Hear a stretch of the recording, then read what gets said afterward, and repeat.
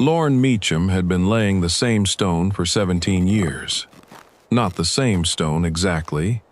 There were 406 of them now, hauled up from the arroyo one at a time behind a patient gray mare, and they made a foundation on the ridge above his corrals, a rectangle of cut rock, waist high, open to the sky. No walls, no roof, no door. Just the shape of a house a man had started at 22 and never had the heart to finish. He was 39 now. He worked horses for a living, and every man in 3 counties knew that if a horse could not be gentled by Lorne Meacham, it could not be gentled. What nobody knew was why he still carried stone up that ridge on Sundays. That Sunday he heard the stage come in early. He did not go down. He set the stone, squared it with his palm, and told himself the sound of a stage was nothing at all. 17 years earlier, in the spring of 1874, he had asked Thomasina Peel to marry him, and she had said yes before he finished the question. Her father was the territorial surveyor. He was a hand at the Tolliver outfit, earning $11 a month, and everyone but the 2 of them understood how that arithmetic came out. He had bought the ridge with 4 years of wages and laid out the foundation himself, and she had walked the lines of it in her Sunday shoes and told him where the kitchen window ought to face, so she could see the mesa turn red in the evening. Then her father took a post in St. Louis, and Tamsin, nobody but her mother ever called her Thomasina, was to follow in the fall and be married in the spring. She wrote him 11 letters that summer. He answered 10. The 11th he never answered, because a fever took the Tolliver remuda and the wages with it, and he stood in the mercantile with a pencil and 40 cents, and could not put on paper the words, "I have nothing yet. Wait 1 more year." He wrote instead the words a proud young man writes when he is ashamed. "Don't wait for me. You'd be a fool to." She did not write again. He never stopped waiting anyway. That was the trouble with the sentence. He had meant it as a door held open, and she had read it as a door closed, and neither of them ever knew which reading was right. He married Zenobia Craddock in 1881, and he had been honest with her before he asked, and she had been honest back. "I know there was somebody. I'd rather be second in a good man's house than first in a poor one's." They made a decent life. She laughed at his silences. She died peacefully in the spring of 1886, in her own bed, in her sleep, with her hand in his. She left him a son. Jubal Meacham was 8 that September, all elbows and eyelashes, and he had 2 occupations, horses and questions. "Pa," he said at supper, "Mrs. Otway says a boy can't be raised proper by just a pa. Mrs. Otway talks. Is it true?" Lorne looked at the plate he had cooked, and the shirt he had mended crooked, and the boy's hair he had cut with sheep shears. "It's true enough that we ought to prove her wrong," he said, "and I mean to." He did not know that Mrs. Otway was the least of it. He did not know that a letter had already gone to the probate judge in Santa Fe.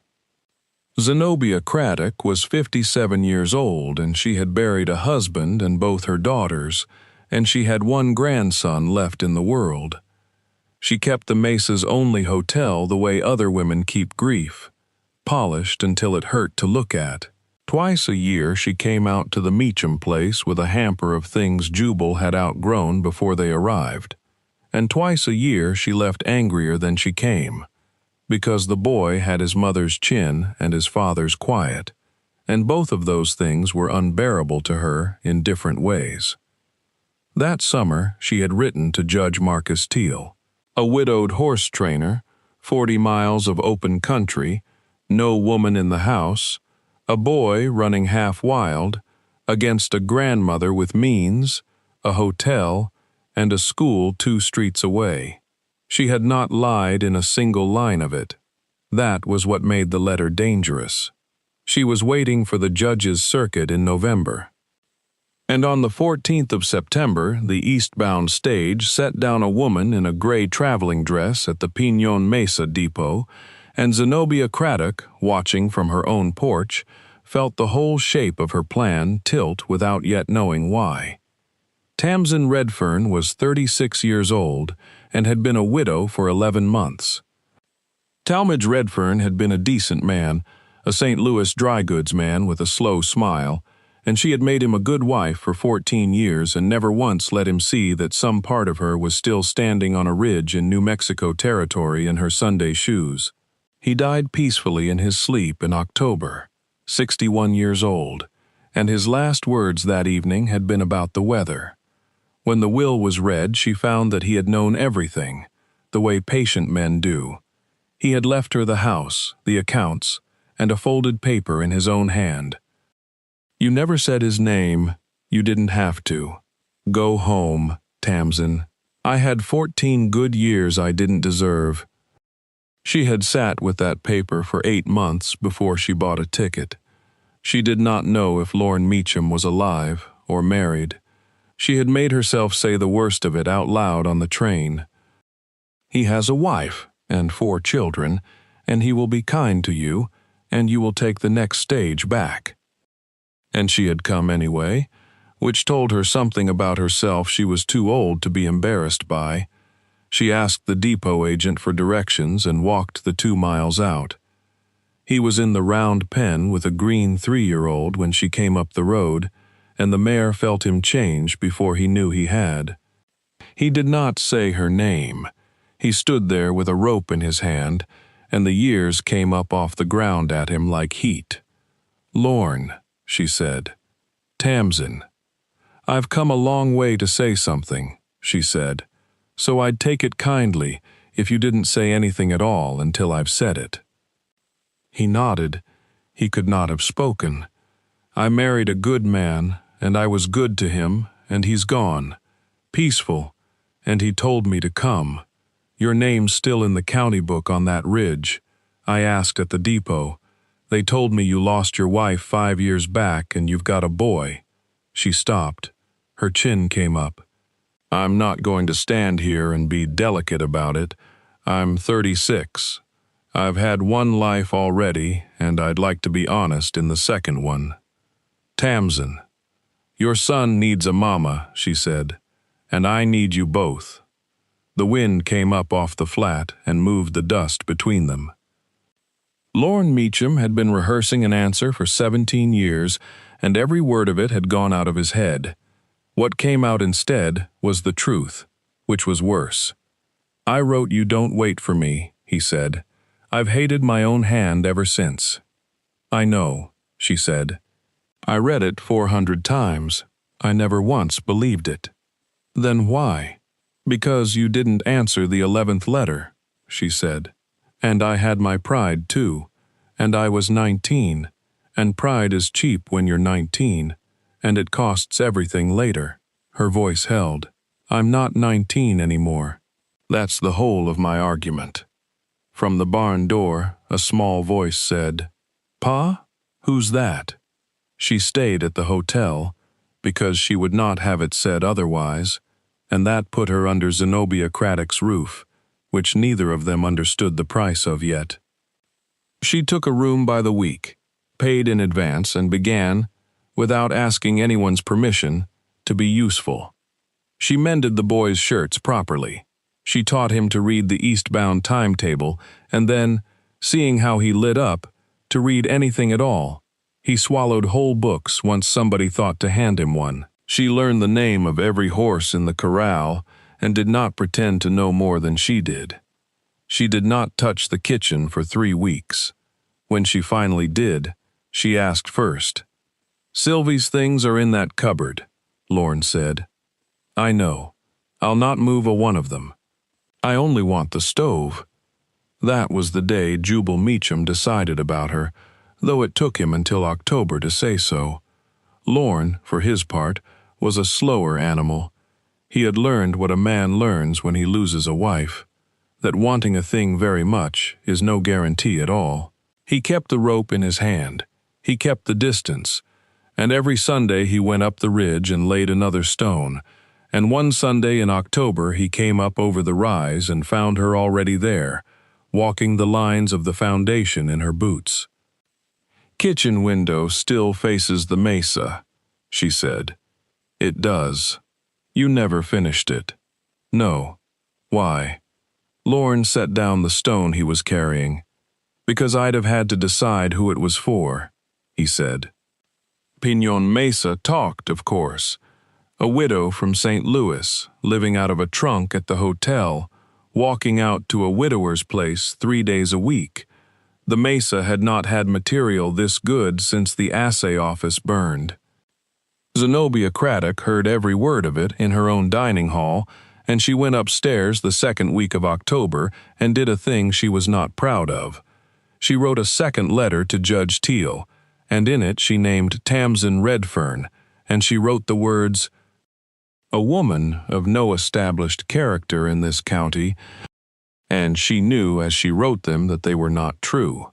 She sealed it. She did not send it. She put it in the drawer with her daughter's hair combs and sat looking at the drawer a long while. What she was thinking about was 1852, and a farmhouse in Kentucky, and a girl of 18 who had married a widower with 2 children and been told by his mother, in front of the whole family at the wedding supper, that she would never be anything in that house but hired help who slept upstairs. Zenobia Craddock had spent 39 years certain she had been treated unjustly. She had never once considered that she was about to become the woman at the head of that table. The frost came early that year. On the 19th of October, Zenobia took the hired rig out to the Meacham place to deliver Jubal's winter coat herself, because she did not trust the boy's father to buy one, and on the road home, a wheel dropped into a washout on the grade below the water tank and put her out into the rocks. It was Tamsin who found her, an hour later, walking back from the school. The old woman's leg was broken above the ankle and her wrist with it, and she had gone past being frightened into being furious, which in Zenobia Craddock was the same thing. "Let me be," she said. "Send someone." "There isn't anyone for 4 miles, Tamsin said, "and it's going to be 30 degrees at dark. You may be as unpleasant to me as you like. I'm not leaving you on this road." She cut the horse loose and rode it the 1.5 miles to the Meacham place bareback in a skirt, and Lorne brought the wagon, and they carried Zenobia Craddock into the house her son-in-law had built and put her in the bed her daughter had died in, because it was the only bed downstairs. Doc Ranslow set the leg that night, said 12 weeks, and said she could not be moved before the swelling went. Tamsin Redfearn nursed her for 19 days. She did it plainly and without any performance about it, which was the part that undid the old woman. She washed her. She cut her food. She read the hotel's ledgers aloud in the evenings so the business would not slip. When Zenobia was ashamed, Tamsin talked about something else. When Zenobia was cruel, and she was cruel, twice, badly, Tamsin let it pass over her like weather, and came back in the morning with warm water. And every evening Jubal Meacham brought his book in and sat on the floor by the bed and read to his grandmother, stumbling 4 pages a night, because Tamsin had told him that a body heals faster with a voice in the room. On the 12th night, he read her a page about a boy and a river, and he mispronounced Mississippi 4 times, and Zenobia Craddock turned her face to the wall so that nobody would see it. She had been so certain the boy was being raised wrong. He was being raised kind. She could hear it in every stumbling line. On the 17th night, she said, "There's a letter in my drawer at the hotel." "Second drawer, under the combs." "All right," Tamsin said. "You'd better fetch it." Tamsin fetched it the next morning. She read it standing at the foot of the bed, all of it, the first one and the copy of the first one, and the second one that had never gone. She read the words, "No established character," and she did not change her face. Judge Teal would have taken the boy, Zenobia said. Her voice had nothing left in it. In November, I meant him to. I know. You'd be within your rights to carry that down to the church and read it out from the step. Tamsin looked at the old woman a moment, then she went to the stove, opened the door, and put both letters in the fire. Zenobia Craddock made a sound. Now there's nothing to read out, Tamsin said, and shut the stove door. And nothing for Jubal to find in 40 years and wonder about. You'll be at that wedding, if there is one, and nobody in that church will ever know a thing except that you were there. That's the whole of it. Now let me see that wrist. The wedding was the second Sunday in December. Zenobia Craddock came on a crutch and a cane and would not be helped up the step. What she did next, the Mesa talked about for 20 years. She walked the length of the aisle before it started, took Tamsin Redfearn by both hands in front of the whole town, and said, not quietly, "This is my grandson's mother. I'll thank this county to remember that I said it first." She gave her Sylvie's blue quilt that afternoon, and the good stove from the hotel kitchen, and, in the spring, lumber for a roof. She lived 11 more years and died peacefully at 68, and her will left the hotel to Jubal Meacham with one condition in her own hand. Any woman widowed in this county may take a room here and pay when she is able. 11 women did, in the first 6 years alone. They finished the house on the ridge the following August. 406 stones, and then 1,100 more, and the kitchen window facing the mesa, so that a woman standing at the sink could watch it turn red in the evening.